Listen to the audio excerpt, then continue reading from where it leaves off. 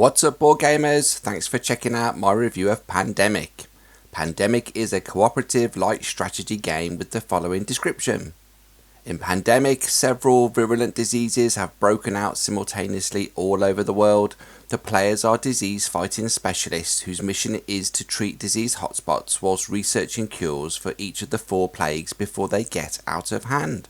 The mechanisms in this game are cooperative game, hand management, point-to-point movement, and variable player powers. In Pandemic, players are working together to cure and hopefully eradicate 4 different diseases from a map of the world. Player character pawns start in Atlanta, where the real CDC is based, before they travel the world to countries that are most affected by different diseases to help remove and prevent their spread, which is represented by coloured cubes. At the start of the game and at the end of each turn, players draw cards from the infection deck which shows a city that will receive a further disease cube. Once a city contains 3 cubes, it is on the verge of having an outbreak, which means should one more cube of the same colour need to be placed in that city, the team would suffer an outbreak, and too many outbreaks means they would lose the game. On a player's turn, they can take 4 actions from a selection of 8 to help combat the spread of the diseases around the world. They can travel the map routes to new cities or fly directly to a city. They can treat a disease by removing a cube. They can share knowledge by trading cards, build a research station, or they can discover a cure by discarding 5 same coloured region cards at a research station. Once players have cured all 4 diseases, they win the game, though the game can be lost if the player's city card draw deck is exhausted or players receive too many outbreaks.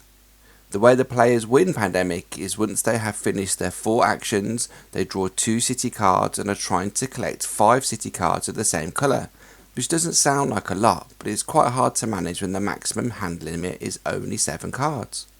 At the end of their turn, players also draw disease cards that match their level of Epidemic cards.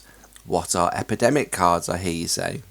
Well, whilst collecting city cards, players eventually draw Epidemic cards from the same stack, which means the earlier infected city cards are shuffled up again and placed back on the top of this infection deck.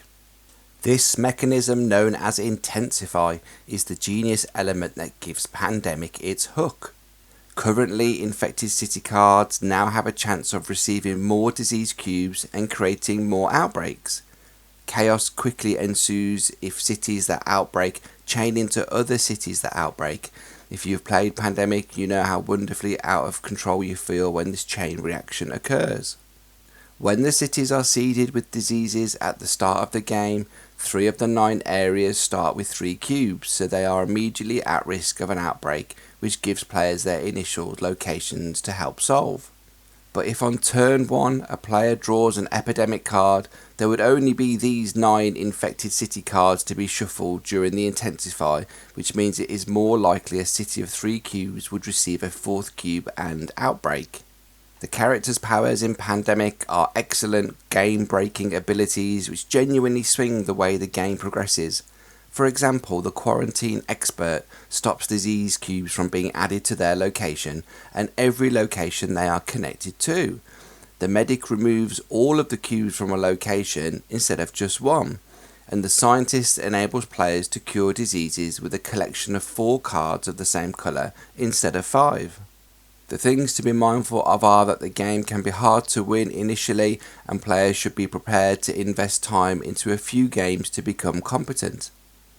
There are a lot of rules for newer gamers to remember, but everything fits together over a few plays. Overconfident players may give their opinion too much instead of allowing players to contribute equally to the decision-making process. The things we like about Pandemic are the game-breaking powers, which are always fun and add a different twist to every game. The difficulty level can be tweaked by adding and removing Epidemic cards, which is helpful to players of all levels. It's genuinely fun winning as a team and working together to move around the world map and cure diseases. Here at Board Game Picks, we give Pandemic an 8 out of 10 for being a fun, light strategy game where working together can save the world. Thanks for checking out our review of Pandemic.